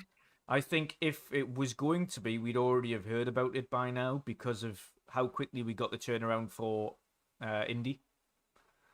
Yeah. Indie was announced later and has already been given a PS5 port at the beginning of next year. Now, if Starfield was going to be, we'd know about it by now, I think. I would agree on that. I also, I'm not sure how the thinking is within Xbox, but let me share my train of thought. They started this whole thing with the games that have been out for a while, right? Like your Pentiments and Hi-Fi Rush and Sea of Thieves. They've been around for at least a year or longer. Obviously, with Sea of Thieves, that was basically the one that was successful. It's a little different story because it's an ongoing game, and not like a single player experience like your Starfield or Indie. And then they announced this Indie thing, and Indie is going to come relatively close to the launch of the game on Xbox, right? It's not like a year or 2 years after its launch. It's only a few months. And when you do this multi-platform launch, I think probably the best would be for you to have success on all platforms, to do it day and date. Yep. Because the way how the community just works is a game comes out, and this goes basically for almost every game, right? Yep. The game comes out, everyone's playing it, everyone's talking about it. There's a short hype window for 3, 4, 5, 6 weeks, depending on the success of the game. Yeah. And then people obviously finish the game and move on. And this is especially true for single player games, obviously. Yeah, sure. When, I don't know, Baldur's Gate came out, everyone played it, right? Everyone played it, talked about it, everyone was hyped. And then 4 months later, 5 months later, it came to Xbox. Nobody talked about the game anymore because everyone has finished it already. Yep. Yeah. Same goes for Hogwarts Legacy. It launched, super successful, fantastic game. Everyone is enjoying it. People moved on. They finished it. They moved on. And then it came 6 months later to the Switch and nobody bought it anymore because nobody's talking. There's no hype around it. So if you want to do a multi-platform launch, Xbox wants to do a multi-platform launch, what do you expect? Yeah. That in terms of sales numbers, if Indie would came day and date, everyone would be talking about it, playing it, and buying it on their platform, PC, Xbox, or PlayStation, and even with 3-4 months, by the time it comes to in spring, whenever that is, let's say it's April, just for the sake of argument, it comes to in April, everybody will have finished it. There's not going to be much hype around it. And that obviously hurts your sales numbers on PlayStation. But if you bring it day and date, when the hype is up, of course. And now if you look at Starfield, which was the actual question, I want to come back to that. Starfield is out for a year already. Yeah. Right? And yes, our hardcore bubble is talking about the game right now because of Shattered Space. But if you, let's assume they would release Starfield Complete Edition next year in summer or so on PlayStation. the game will be 1.5 years old. Yeah. Almost 2 years old by then. And there's just not enough talk about it for it to really be successful on that. Yeah. So if you want to look at what other games might come over, I think that we are more looking into games that will come out in the future. These maybe Xbox is thinking about, I don't know, a Gears collection or something, just if they intend to release Gears 6 also on PlayStation, which I doubt they will, but yeah, just for the sake of argument, you could see something like that coming, but I don't think we will see games that came 2, 3, 4 years or are already 2, 3, 4 years out move over. It will be more the new games. Yeah, there's, I don't know, a Fable. I see a chance for a Fable bigger to come to PlayStation than for Starfield. And when if it moves over to PlayStation, it will be close to launch because you want to take advantage of this initial hype. Yeah. I agree for that as well. I agree for that as well, and that's part of the reason I think why Square want to get multi-platform back, because they also see they want multi-platform. Yeah, and that's not because the games won't do well elsewhere. It's because the hype is gone by the time they release it. The hype is gone. Exactly. And you can also not forget that, and this goes especially for the more hardcore gamers. Yeah. Most gamers have more than one way to play a game. Yeah? Probably, I would bet that 90% of our listeners, our community here, do have either 2 consoles, Xbox and PlayStation, or do have Xbox and PC, or and so there's most of them will have potentially a Nintendo Switch. or that. Although the Switch is for most people an exclusive machine because there is barely any third-party games coming to the Switch, and in terms of the bigger games, there's tons of indie games, of course, and such. But which AAA game is making its way to the Switch? You don't get to play a Dragon Age on the Switch. Yeah, you just don't, right? And so it's but you know what I mean. It's like Final Fantasy 16 came out only on PlayStation and then on PC. So it sucks that it didn't come to Xbox, and it would have, if they would have launched it on all systems at the same time, I would have bought it on Xbox. But I have then just bought it on PlayStation. I have the option.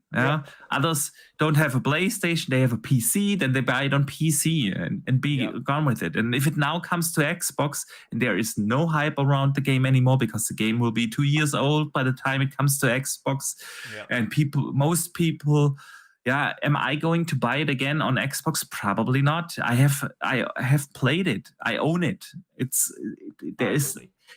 And that's with multi-platform launches that are not on all platforms at the same time. I think Baldur's Gate is a perfect example. Baldur's Gate is probably the best example. It came out on PC 2 weeks later on PlayStation. And I would bet that 90% of our community here has the option to either play it on PC or PlayStation. At least 90%. And so by the time it came to Xbox, people have either played it or simply moved on because, I missed out on that and nobody's talking about it anymore. I just play the new shiny thing that comes out and bam.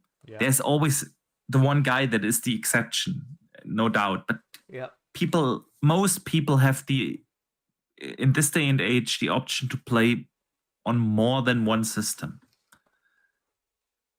So bringing games over to PlayStation, if Xbox wants to continue to do that, which they obviously do, we will see not older games, we will see new games coming more or less day and date on all systems because of this initial hype. If they don't go day and date for upcoming releases, then I think that is a sign that it's unlikely to go over. If it's not day and date or within 3 months or within the first 6 months, then I don't think they bother at all. Yeah, I agree. I have one, by the way. I have a question from... Yeah, please, go ahead. From Esky Boy, who's currently in the middle of deciding whether or not to get a ROG Ally or a Steam Deck, and he wants your opinion. ROG Ally or Steam Deck? It's a fantastic question. It is. It's a both of them have their plus and negatives. Yes. I think the biggest plus for the Steam Deck is its price point. There is no arguing if you are on a budget and want to get a handheld, the Steam Deck is a fantastic way to do that. Yeah. And I know there is the option to jailbreak it and also get Xbox PC Game Pass up and running there. But 99.9% of the gamers are not going to bother to do that. You lose the warranty. You have to go through a lot of complicated stuff to get it jailbreaked. It's not something a lot of people do. So that's the big negative for the Steam Deck. It is just Steam. And the ROG Ally literally runs Windows. When you boot it up, you boot into your desktop. Yeah, you can run PowerPoint and Excel and everything as well on that thing. It is basically a laptop, just not with a mouse and keyboard or touchpad and keyboard, but with a controller attached to it. And that means that if you want to play on Steam, on PC Game Pass, and or Epic, although I don't know anyone who plays something on Epic, you have the option to do that on the ROG Ally. So if you get into handheld gaming and you want to use PC Game Pass, obviously the ROG Ally or the Lenovo Go is the way to go. But since the ROG Ally released its upgraded version, the ROG Ally X, which doesn't really give you more computing performance, but better storage, bigger storage. You get a little bit more RAM, which also helps, of course, in running the games, but you get the same chip in it. And that made the ROG Ally, the base ROG Ally, actually pretty cheap. You can get good deals at around, I've seen a lot of deals at $550 right now for the original ROG Ally. And that is close to the Steam Deck. Steam Deck is still cheaper, I know. You can get that starting at €400, which is, again, it's the cheapest way, but the ROG Ally gives you a lot more flexibility. Because you cannot just boot up Steam, you can boot up everything else as well. So for that reason alone, I would, if you have the funding for it, I would definitely say go ROG Ally or Lenovo Go. Also fantastic handheld. Definitely. Sweet.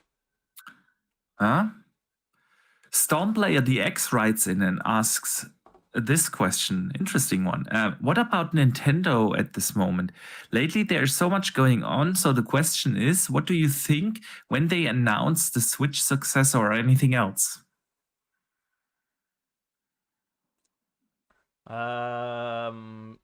Summer next year, they'll announce it for Nintendo.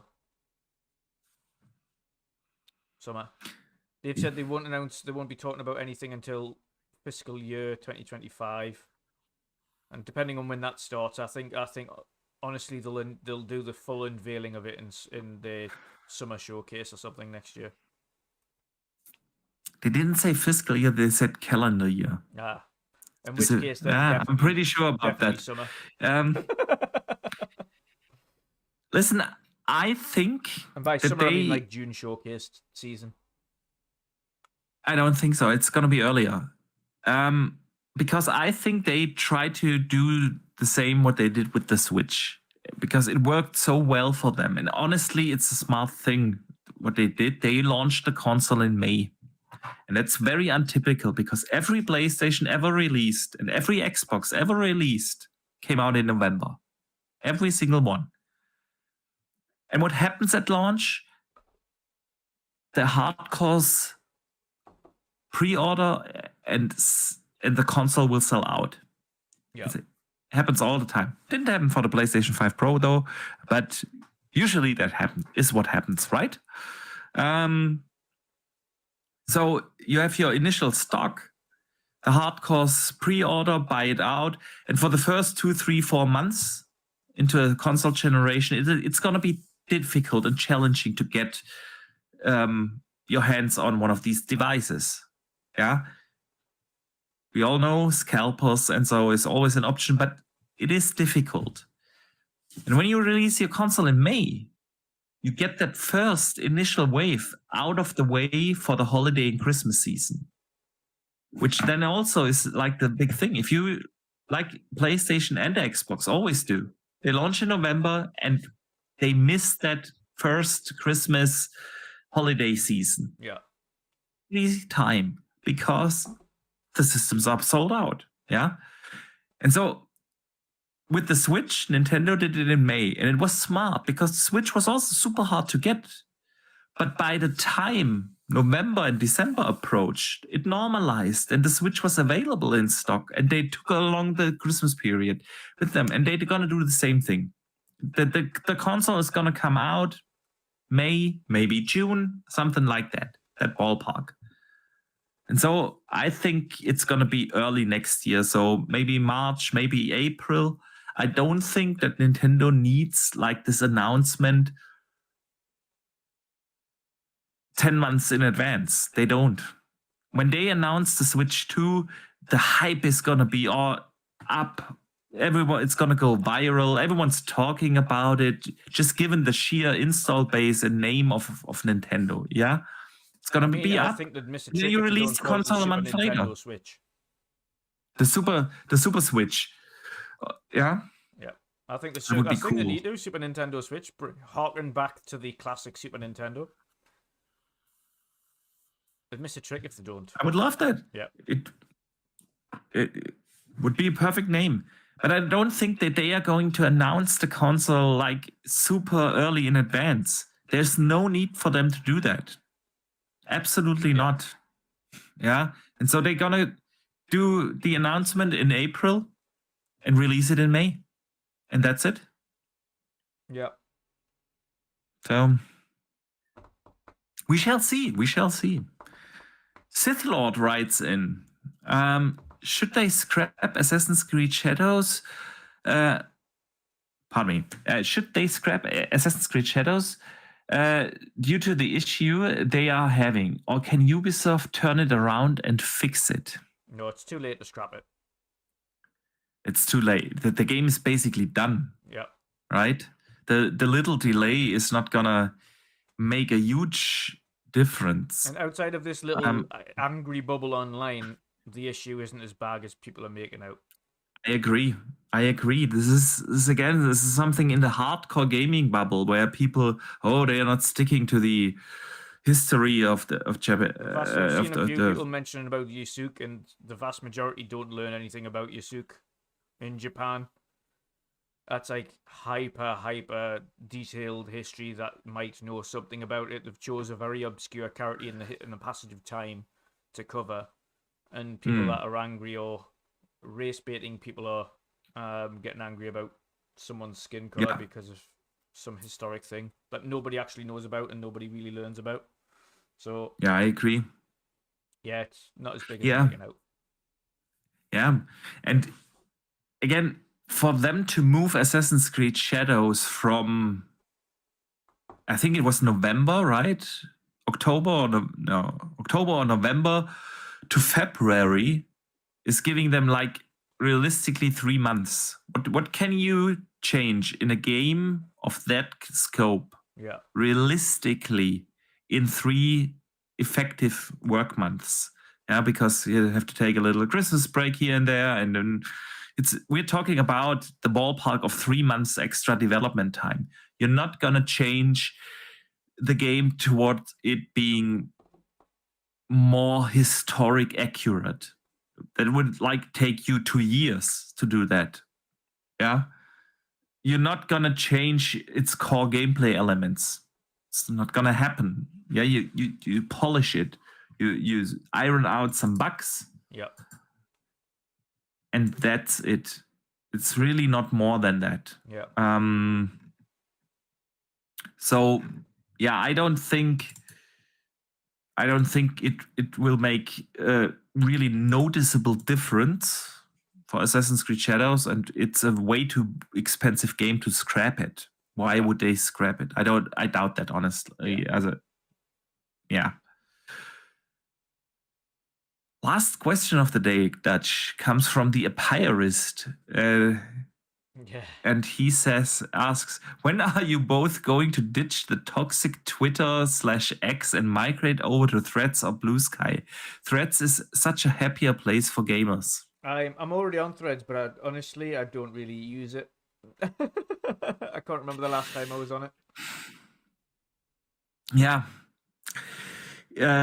I'm not on Threads. I dabble occasionally in Discord, but I just don't have time, man. It's already taking up a lot of time to, be active on X and get into the community there, and here, of course, on YouTube. And I just don't have the time to do multiple platforms. And I know Twitter is a toxic place. It can be a toxic place. But it is also a place where I met tons of awesome people. I mean, we both met on Twitter, right? Yeah. So, and became friends. And I've got a great community there. A lot of people that I do appreciate and do value their opinions. And why would I leave that behind to move over to Threads? I just ignore, honestly, the toxicity on Twitter. I mute. Sometimes I block. Yeah. And I just don't interact with people that are being toxic. And so my timeline is actually okay. So when it comes to toxicity, it's if you always engage with the people and their dumb takes, the algorithm will show you more of those, obviously. But if you do engage with the people that are level-headed and are open-minded, and that is what I do, it's a great place. I've met so many awesome people, and I'm not going to leave them behind. I do enjoy this community, and I value every one of them. Yeah. All right, Dutch. I think that brings us to the end of this week's podcast. Still managed 2 hours. Still 2 hours.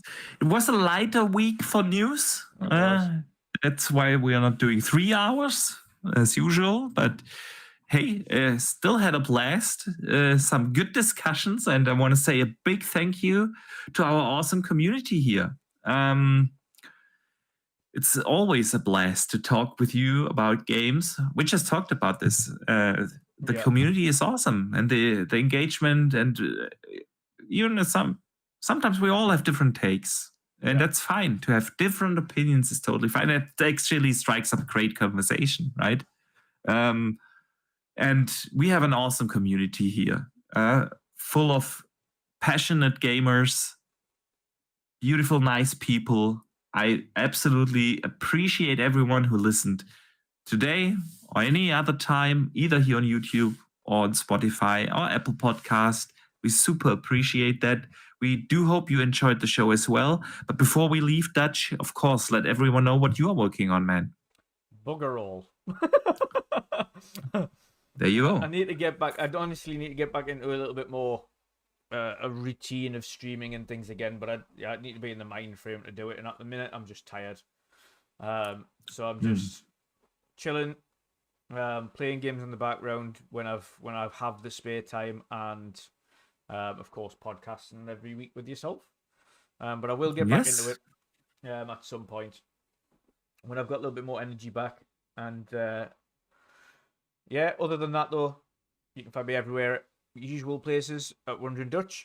So see everybody soon. All right. So yeah, the weekend is near. I'm gonna play the shit out of Age of Mythology, and of course trying to finish up Shattered Space, and then get back to Visions of Mana. And I do hope you guys are also enjoying your gaming. We will be back, of course, next week at the regular time, Thursday, 2 p.m. Eastern, 8 p.m. Central Europe, or 7 p.m. UK time. And until then, I hope you have a great weekend, and don't forget to game on.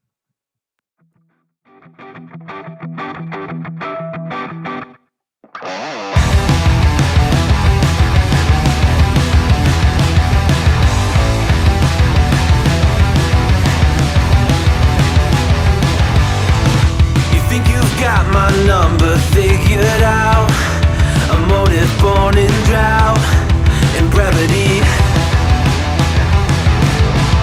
And if I'm not the soul of your design, I blatantly decline your remedy. Don't box me in, don't, or I'll leave. I'd rather be a dreamer, I'd rather be free, I'd rather be a leader, I'd rather be a queen, I'd rather be a singer in a trashy cover band. I'd rather be a closer, I'd rather be clean, I'd rather be a poser in a magazine, I'd rather be pretty much anything else than your machine.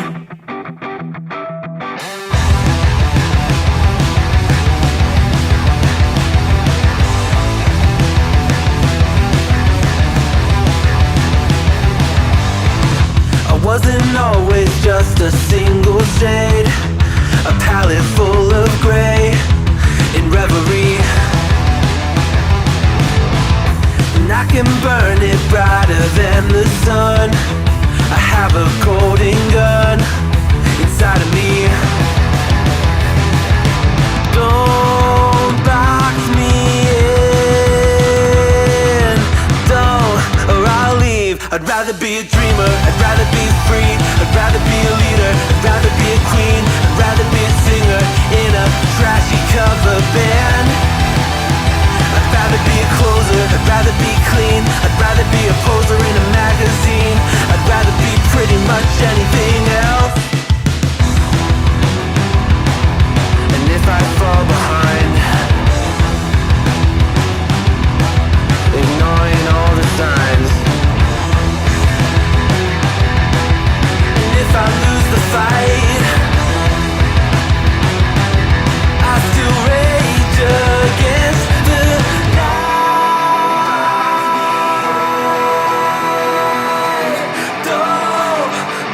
I'd rather be a dreamer,